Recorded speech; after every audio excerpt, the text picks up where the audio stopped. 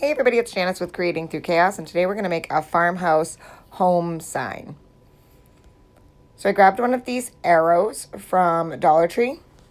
They're just one of the hanging ones. 2 jumbo popsicle sticks.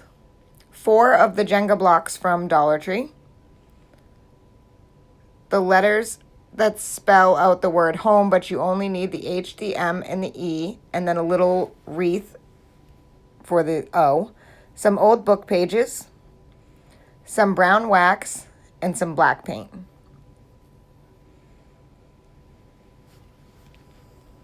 Well, the first thing I did was cut the hanger off of the arrow. And then I cut the jumbo popsicle sticks to size for each side of the arrow. And that's going to be our roof. Then I'm going to take the brown wax, which you can get at Hobby Lobby. I get the small bottles. It's $1.99. And I'm going to stain the arrow, the whole back side of it, and then only the edges on the front.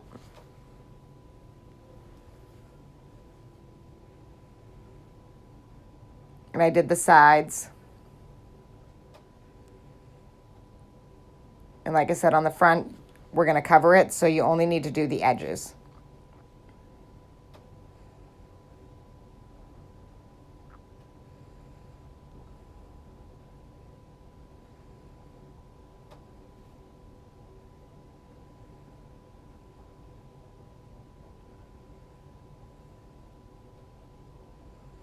Then you're going to stain your 2 roof pieces, which are your jumbo popsicle sticks, and all 4 of the Jenga blocks. Then you can set those aside to dry. So now, as you can see, I have the arrow all done, the Jenga blocks, and the roof pieces. Next, I'm going to paint the H, the M, and the E with the black paint.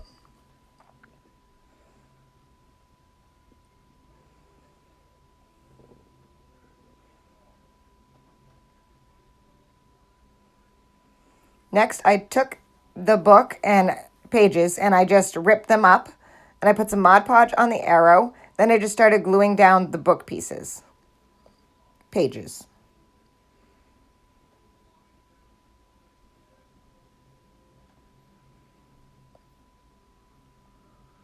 And I just layered them all over. There was no rhyme, reason. I just kept ripping pieces and putting pieces where they needed to go, where there was empty space.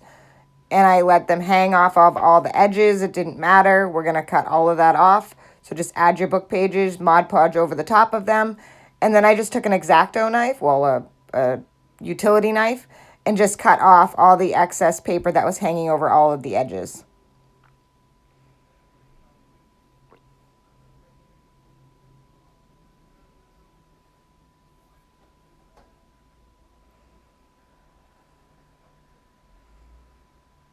Next, I took some black paint and went around the edges of the paper just to give it an antiqued look.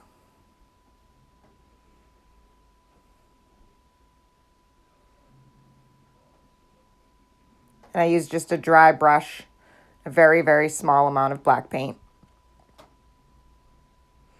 Next, I'm going to take 2 of the Jenga blocks and I'm going to glue them onto the front of the arrow. And then I'm going to take 2 more and glue them onto the back. And as I was gluing them, I stood it up before the glue dried to make sure that it was level and that the Jenga blocks would all be the same on either side, that it would be flush.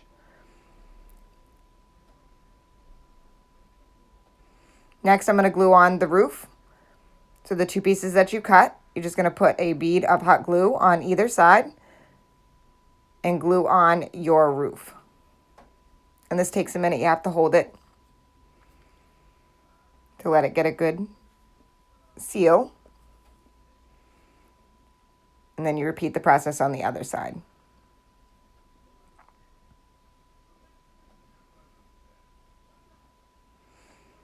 And there's our little house. Super cute, right? Now it's time to glue on our letters.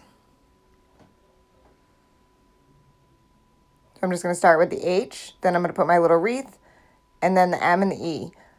The wreath I made out of I got like a roll of greenery, and I just kind of wrapped it and made a small little wreath.